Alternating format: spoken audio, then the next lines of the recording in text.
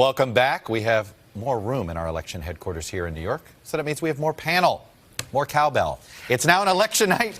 It can't be an election night without NBC News senior correspondent Tom Brokaw, so you're darn right he's here. Today's show co-anchor Savannah Guthrie, NBC News Capitol Hill correspondent Kasie Hunt, and Democratic pollster Cornell Belcher, and Hugh Hewitt, host on the Salem Radio Network. Welcome all. I'm going to shut up here in a second, but I want to show you some of the word clouds that came out of our new NBC News Wall Street Journal poll, because we asked a simple message to voters.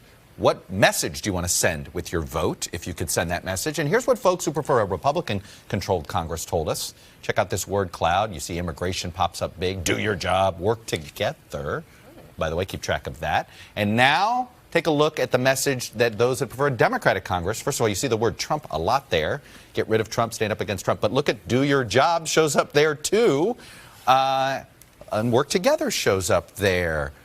We need to work together, do your job Savannah, party. Yes, there you go. That's what I take away. Bring America together. I mean, this is so happy. This is a bipartisan result here. It's interesting. I mean, I was listening to Governor Haslam talking about, you know, it's not going to be Trump's fault if, for example, they lose in Florida. But the problem is that Trump, in contrast to many presidents you and I have covered, has actually almost literally put himself on the ballot. A vote for Marsha is a vote for me in Tennessee, and so far and so forth. So you have to say he's a gambling man. You know, he's all in on it. He's saying, first of all, he's working his tail off.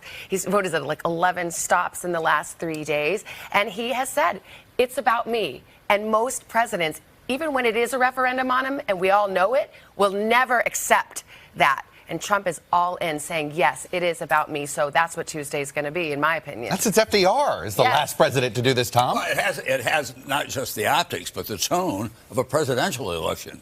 And that's where we are in American politics, because it's now 24/7, jam-packed. I must say that in the last week or so, what has been very unsettling to me is to see American soldiers unspooling concertina wire on the border with their weapons nearby. This is how we're dealing with what is not yet a threat of any kind. If you had imagination in the White House, you'd go to the UN and you'd go to the very, very many private agencies in this country, International Rescue Committee, the Catholic Charities, Save the Children, and work out some kind of a complex deal to get them stopped on the Mexican border. They're not coming in here on their own terms.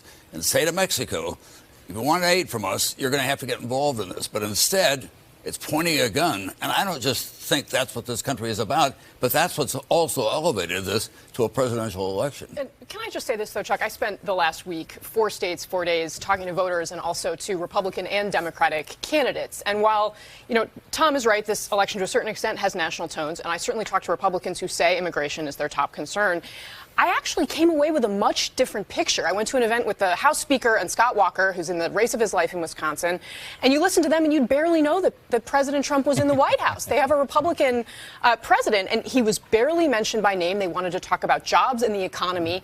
And every Republican candidate I talked to, I spoke with David Young in Iowa, he said the same thing when you pushed him on these questions. They do not, the Republicans in tough races, they do not want to be on the terrain that the president's on. Now, they acknowledge they need excitement from their base. The president is trying to do that. But I think in many ways he's been a bigger problem than help for a lot of these guys.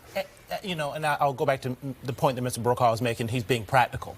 But look at that word cloud. And for those who want Republicans control, immigration is the big thing in the word cloud. And I think the president is driving this because they think midterm elections are about base turnout. They always have, and Democrats have done a poor job of turning out their base. So he's trying to drive their base. The problem is, and I was looking to the Wall Street Journal's numbers, like the vote as a signal of opposition to the president is higher right now than it was for George Bush in 2006 or Barack Obama in 2014. And so the president's job of disapproval right now really means something. You know, Hugh, I had a Republican pollster say to me, if Rick Scott with a 54% job rating doesn't win, it's not Rick Scott's fault, it's Donald Trump's fault. Yeah, but I think he is going to win. In fact, when I listened to Chris Von Hollen, I heard less than an enthusiastic guy. When I listened to Bill Haslam, he had Marsha Blackburn by 6 points. When I got the poll this morning at 6:30, I went to the one number, which is the economic, are you very satisfied or somewhat satisfied? 74%. People think their own personal economics are good.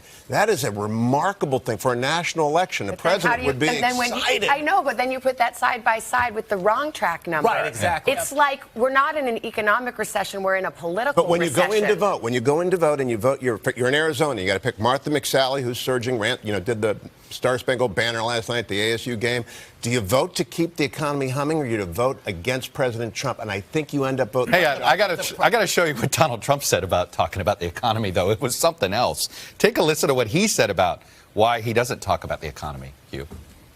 He's got the greatest economy. Why is he talking about the border? Well, you can only say so many times that we just created 250,000 jobs last month, right? They all say, speak about the economy.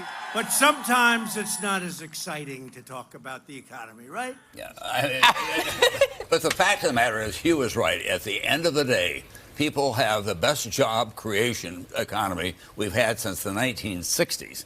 I mean, in the industrial Midwest, where Trump did so well in the last election, it's booming out there. The economy is humming. You cannot overestimate the importance of the economy when people walk into that voting. Really quickly, but here's the fundamental problem with that. These college-educated women in the suburbs who are leading the charge of resistance going on, it's not about the economy for them.